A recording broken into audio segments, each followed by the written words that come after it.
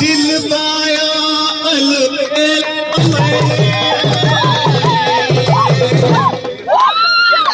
तो मेरी आज खुशी से मैंने रे भैया थोड़ी सी भंग पी ली। तेरे पैरों में घुंघरू बना दे तो फिर मेरी चाल दे। मेरे पैरों में घुंघरू बना दे तो फिर मेरी चाल देख ले।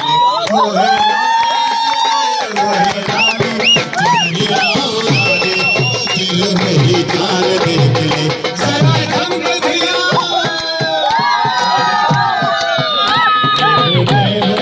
घुंघरू बना दे तो फिर मेरी चाल देख ले। किसी की नथनी बोले किसी का झुमका हर बात दिल थाम ले अपना ऐसा लगा।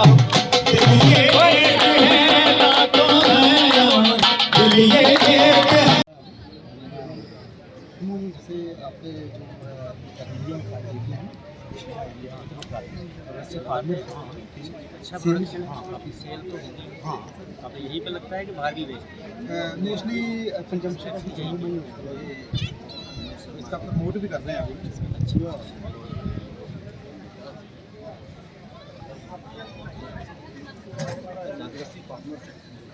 हमारे केवीजी ने इनको सपोर्ट किया हुआ है गवर्नमेंट और ठीक चल रहा है।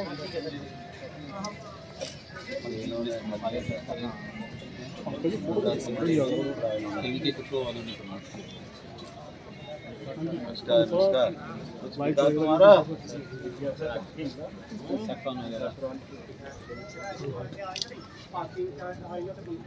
ये आपके हाथ में रहेगी सर मेरी तरफ से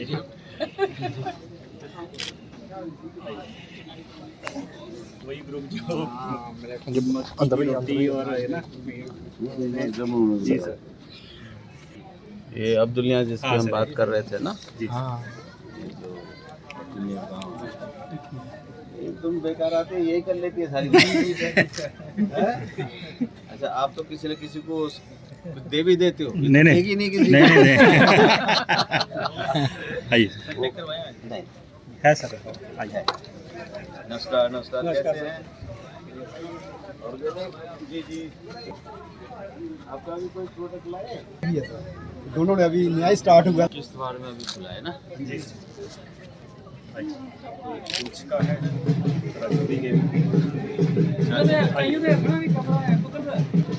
चलिए आइए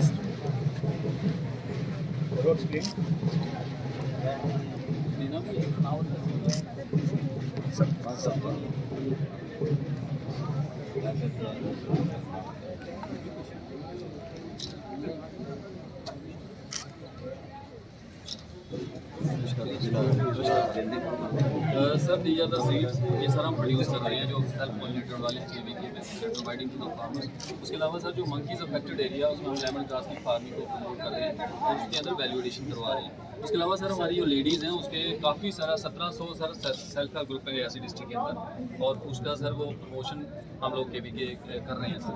उसके अलावा सर ये ड्राइड फ्लावर वाला कंसेप्ट सर आपने आइडिया दिया था we are working on this thing और इसमें सर अलग अलग प्रोडक्ट सर हम बना रहे हैं इसके ऊपर और ये भी सर कर रहे हैं। इसके अलावा सर ये वोकल फॉर लोकल जैसे इसको सर हम काफ़ी प्रमोट करते हैं। ये सर पेन स्टैंड है और ये अब ऑफिस में सर इसकी काफ़ी डिमांड है सर। ये सर अलग अलग पूजा करने के लिए फ्लावर्स है ये सर है। सर ऑर्गेनिक फार्मिंग में सर हम काफ़ी काम कर रहे हैं आपको उधर रियासी एरिया जो है वो ऑर्गेनिक में बड़े क्लस्टर इन्होंने डेवलप किए और लेमन ग्रास का बहुत इसको कर लेंगे पहले बाहर अंदर सारे साल खत्म हो जाना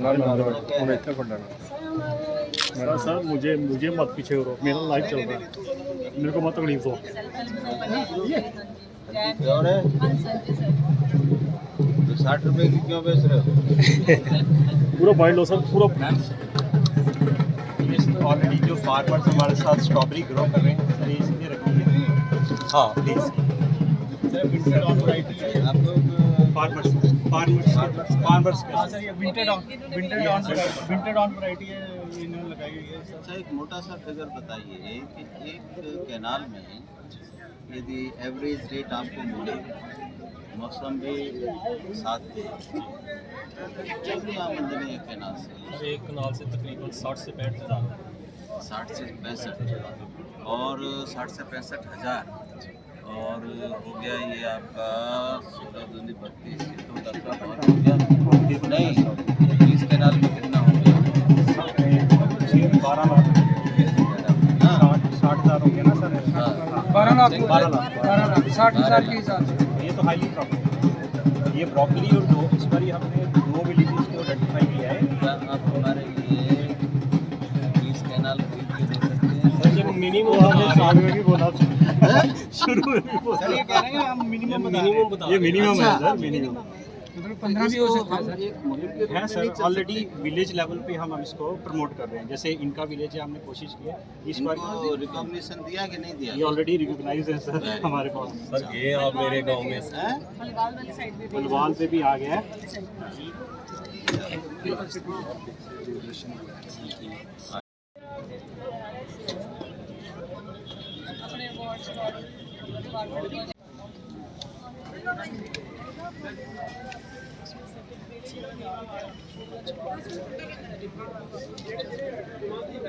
हमारे माननीय डीसी साहब और उनकी पूरी टीम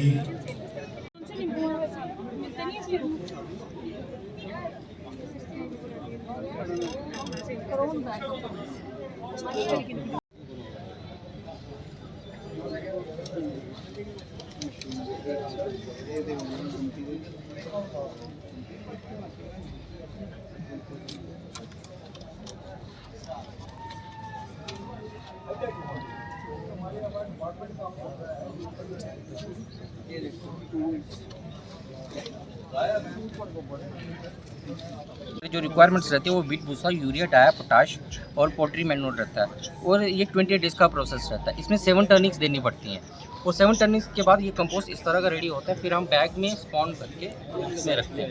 ये 28 डेज़ के जो मेहनत का काम रहता है वो आप थोड़ा सा रिड्यूस होकर हाईटेक मशीनरी के थ्रू ये रेडीमेड बैग्स आते हैं बने बनाए। इसमें ईच एंड एवरीथिंग पड़ा होता है। इसमें पूरा पॉस्चराइज कंपोस्ट रहता है और इसमें स्पॉन भी डला होता है मशरूम का। और ये बैग सिंपली उठाकर ग्रोवर ने अपने रूम्स में रखना है। जैसे आपने यंग यूथ को बोला, क्योंकि लेबर की काफ़ी कमी रहती है, मेहनत करना पड़ता है, वो इन बैग्स को परचेज़ करके अपने सीधे सिंपल रूम में रख के तो काम शुरू कर सकते हैं। और इसमें जो रिक्वायरमेंट रहती है वो रहती है FYM की, गोबर खाद की। वो हमें 3 साल पुराना गोबर खाद चाहिए। वो इसमें केसिंग के जब इसका फंगस रन हो जाता है तो उसमें केसिंग के टाइप यूज़ होती है। सर आपका नाम? मेरा नाम अमित शर्मा है। सर जी यूनिट का बारे में थोड़ा बताएंगे। मशरूम के यूनिट कैसे लगाए जाते हैं, आम लोग कैसे इसको यूज़ हम करेंगे? लोग एग्रीकल्चर डिपार्टमेंट से और हम मशरूम स्कीम्स इसी का एक ब्रांच है। तो हमारे यहाँ पर इसकी प्रॉपर ट्रेनिंग दी जाती है इन द मंथ ऑफ सितंबर में। ये 28 दिन का प्रोग्राम होता है जिसमें 7 डेज़ का ट्रेनिंग प्रोग्राम हम ऑर्गेनाइज करते हैं। मशरूम जो है सर 3 तरह की मशरूम्स हमारे जम्मू में उगाई जाती है, बटन मशरूम, डिंगरी मशरूम और मिल्की मशरूम। जनरली जो बटन मशरूम, डिंगरी मशरूम का है वो सीज़न जो होता है शुरू एंड ऑफ सितंबर में, 15 सितंबर के ऑनवर्ड शुरू हो जाता है वो सीज़न। और उन दिनों में कुछ लोग जो हैं वो खुद कंपोस्ट बनाते हैं। और आजकल टेक्निकली ये हो गया कि एक रेडीमेड कंपोस्ट बैग आते हैं जिसे हम पॉस्चराइज बैग कहते हैं।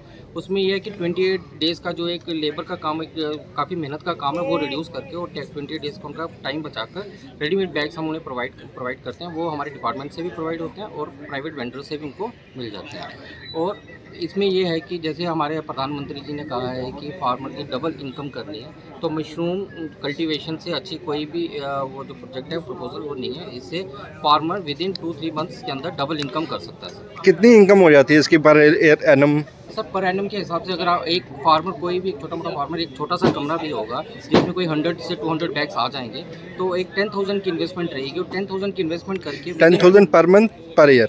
एक लॉट में सर पर मंथ की इन्वेस्टमेंट रहेगी। पर लॉट में 100 बैग्स की मैं आपको इन्वेस्टमेंट बता रहा हूँ, वो 10,000 रहेगी। वो 10,000 इन्वेस्ट करके वो बड़े आराम से 2 महीने के अंदर उस 10,000 को 20,000 बड़े आराम से बना सकता है सर। और इसके लिए कोई आपको ज़्यादा रिक्वायरमेंट नहीं रहेगी। एक क्लोज रूम चाहिए जिसमें वेंटिलेशन अच्छा हो, विंडो हो, दरवाज़ा हो, क्योंकि इसका जो रिक्वायरमेंट रहता है, एक तो क्लोज रूम रहता है, जो 15 डेज इसको एक क्लोज रूम का एनवायरनमेंट चाहिए। आफ्टर 15 डेज जब हम केसिंग कर देते हैं तो इसके पिन हेड आना शुरू हो जाता है आफ्टर 1 मंथ 28 डेज के बाद। तो इसको एक हवा चाहिए होती है, वेंटिलेशन चाहिए होता है, जो बड़ा ज़रूरी होता है। और नॉर्मली जो टेम्परेचर इसके लिए चाहिए वो 16 to 20 डिग्री टेम्परेचर ड्यूरिंग जो फूटनिंग होती है, जो पिन हेड आते हैं वो चाहिए होते हैं सर। और ये जनरली जैसे मैंने आपको बताया एंड ऑफ सितंबर और फर्स्ट वीक ऑफ अक्टूबर में इसका सीजन शुरू हो जाता है। समाप्त हो रहा है, इसमें क्या करते हैं? तो थोड़ा लोडली बोलना। वैसे तो ये 5 दिन का मेला था, आज इसका समापन हो रहा है।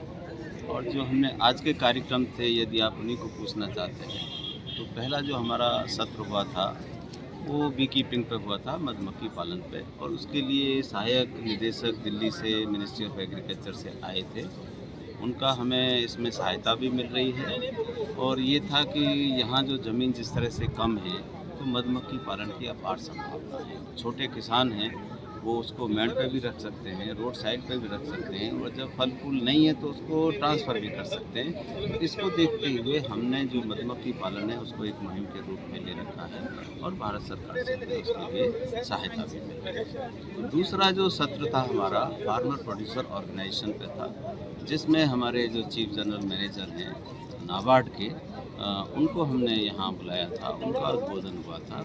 और क्योंकि उन्हीं के माध्यम से हमारे पास जो 10 FPO हमने बनाए हैं, उनके माध्यम से बनाए हैं। और मैंने भी अपनी बात रखी कि जो फार्मर प्रोड्यूसर ऑर्गेनाइजेशन हैं पूरे देश में 10,000 बनने हैं, और इतनी अच्छी स्कीम पहले कभी आई नहीं कि जो संस्था FPO बनाएगी उसको 25 लाख रुपए की सहायता मिलेगी। जैसे हम एक FPO बना रहे हैं तो उससे 25 लाख, और हमने 10 बना चुके हैं। तो इस तरह से फिर जो किसान भाई जुड़ रहे हैं उनको 18 लाख रुपए की सहायता नाबार्ड के माध्यम से भारत सरकार से मिल रही है। ये तो सहायता की बात है। इम्पोर्टेंट चीज़ ये है कि जम्मू कश्मीर जैसी जो जगह है उसके लिए जो FPO है वो वरदान है। वो वरदान इसलिए है कि यहाँ की जो जलवायु है ट्रॉपिकल है, सब ट्रॉपिकल है, ड्राई एरियाज़ हैं, कोल्ड डिज़र्ट हैं, हर तरह की यहाँ पर जलवायु है, हर तरह की चीज़ यहाँ हो सकती है। यहाँ पर जैसे हम बात करें स्पेशलिटी एग्रीकल्चर की, कि यहाँ पर लो वॉल्यूम और हाई वैल्यू क्रॉप्स की, चाहे वो काला जीरा है, चाहे वो सैफरन है, चाहे आपका यहाँ का राइस है, जहाँ का आरएसपुरा का है, चाहे वो लेवेंडर है, चाहे लेमन ग्रास है। तो ये एक ऐसी चीज़ है जो 10-10 लाख रुपए तक, अभी हम आपके सामने एक किसान भाई से बात कर रहे थे, हमारे पीछे खड़े हैं, स्ट्रॉबेरी की खेती कर रहे हैं, तो 12 लाख रुपए 1 हेक्टेयर में उनकी आमदनी हो रही है, और उससे मिनिमम उन्होंने बताया, जबकि जो जम्मू कश्मीर की एवरेज इनकम है करीब 1 लाख है। तो हमें उन चीज़ों पे नहीं जाना जिसमें हमारी स्ट्रेंथ नहीं है। हर चीज़ हमें उगाने की ज़रूरत नहीं है, वो हम चीज़ें दूसरी जगह से खरीद भी सकते हैं और ख़रीद भी रहे हैं। हमें इन चीज़ों पे जाना है। लेवेंडर 8-10 लाख रुपए की 1 हेक्टेयर में, सैफरन 10-12 लाख रुपए, काला जीरा 10-12 लाख रुपए, लेमन ग्रास, इसी तरह से मेडिसिनल एंड एरोमेटिक प्लांट, तो हम उनको बढ़ावा दे रहे हैं। तो जो अभी तक दिक्कत क्या थी कि लेमन ग्रास किसान उगा सकता है, लेवेंडर किसान उगा सकता है क्योंकि जलवायु ऐसी है, लेकिन उसके बाद में processing, value addition, branding, packaging, marketing, छोटा किसान है, 10 नाली का है, 10 कैनाल का है, 12 कैनाल का है, तो उसकी बस की ये सब चीज़ें नहीं थी।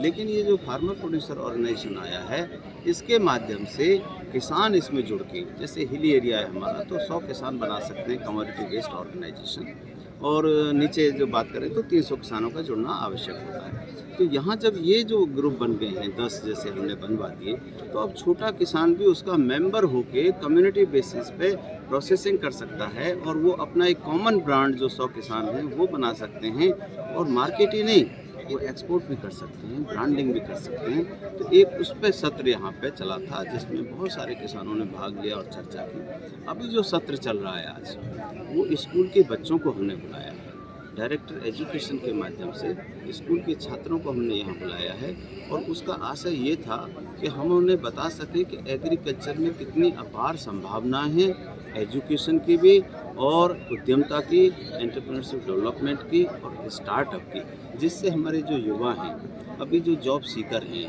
वो सिर्फ इसी माध्यम से पढ़ाई करते हैं कि इस पढ़ाई को करके हमें ये नौकरी मिल जाएगी, लेकिन नौकरी तो लिमिटेड है।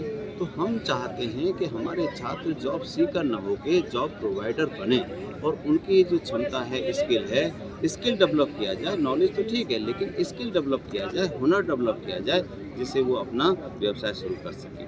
जब हम बात करते हैं एग्रीकल्चर एक सेक्टर नहीं है, ये हाफ ऑफ द इकोनॉमी है। 68% जनसंख्या इस पर आधारित है, 52% को इससे एम्प्लॉयमेंट मिलता है और 40% से ज़्यादा इसका जीडीपी में शेयर है।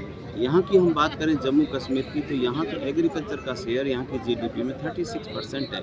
और आपको जान के बड़ी खुशी होगी कि जो हमने डाइवर्सिफिकेशन किया यहाँ पर, जो स्पेशलिटी एग्रीकल्चर को हमने बढ़ावा दिया, आज जम्मू कश्मीर के किसानों की आमदनी देश में तीसरे नंबर पे है। पंजाब और हरियाणा के बाद में हम तीसरे नंबर पे हैं। और ये रिपोर्ट जो है नीति आयोग की है, ये हमारा कहना नहीं है। तो जिस तरह से यहाँ की एग्रीकल्चर बढ़ रही है, उसका बहुत बड़ा योगदान होने वाला है। और जब हम आत्मनिर्भर भारत की बात करते हैं, तो आत्मनिर्भर भारत का रास्ता एग्रीकल्चर के होके ही गुजरेगा। बिना एग्रीकल्चर के आत्मनिर्भर हम नहीं हो सकते।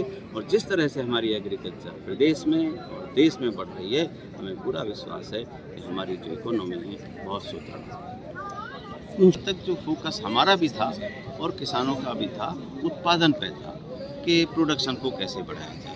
लेकिन अब हम उनको मैसेज देना चाहते हैं, उत्पादन तो ठीक है, लेकिन किसानों की आमदनी कैसे बढ़े, इस पे फोकस करें। खेती को व्यवसाय के रूप में लें, एग्री बिजनेस के रूप में लें, क्योंकि उगाता किसान है, रिस्क किसान लेता है, लेकिन उसका जो शेयर है प्रॉफिट का, वो नॉन प्रोड्यूसर हो जाता है। वो खुद प्रोड्यूस करें, खुद प्रोसेस करें, खुद मार्केट करें और अपने लिए कमाएं और 4 लोगों को रोजगार दें।